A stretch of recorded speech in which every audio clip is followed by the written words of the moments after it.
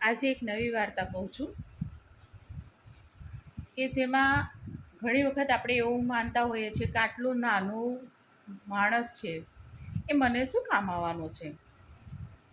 નહીં, આપણને રસ્તાના ધૂળની પણ જરૂર પડતી હોય છે, એ પણ કામની હોય છે. એટલે નાનો માણસ પણ ક્યારેક કામનો હોય છે, એ ભૂલવું ના જોઈએ.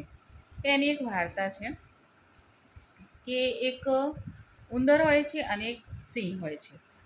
સિંહ તો જંગલનો રાજા, એમ કે હું તો જંગલનો રાજા છું. પણ સિંહને ઊંઘ આવી જાય છે. સૂતો હોય છે, એના ઉપર એક ઉંદરનું બચ્ચું હોય છે, એ કૂદાકૂદ કર્યા કરે છે. સિંહ જાગી જાય છે એટલે બચ્ચાને પંજામાં લઈ લે છે. એટલે સિંહ તો મોઢામાં મૂકવા જાય છે ઉંદરના બચ્ચાને, એટલે ઉંદરનું બચ્ચું જે હોય એ કહે છે કે સિંહભાઈ મને છોડી દો ને, હું ક્યારેક તમને કામ આવીશ. એટલે સિંહ કહે છે શું તું મને કામ આવવાનું છે? પણ કહે છે મને ખાઈને તમારું પેટ તો ભરાવાનું નથી, હું તો એકદમ નાનું કેવડું છું, મને છોડી દો ને પ્લીઝ. તો સિંહભાઈ કહે છે સારું જવા દે ને, આવા ઉંદરડાને ખાઈને મારું પેટ તો ભરાવાનું નથી, ભલે નીકળી જાય, હું બીજો શિકારી શોધી લઈશ. જતું રહે છે ઉંદર.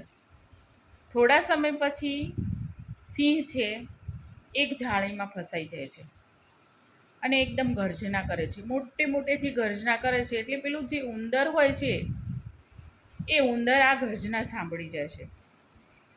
એટલે એ દરમાંથી બહાર આવી અને જોવે છે કે આ જે જંગલના રાજા સિંહ છે એ સંકટમાં છે, ફસાઈ ગયા છે. એટલે તો દોડતું કૂદતું જાય છે અને સિંહ જે હોય છે એ ઉંદરને કહે છે ઉંદર મને આમાંથી બચાવ, કંઈક કર.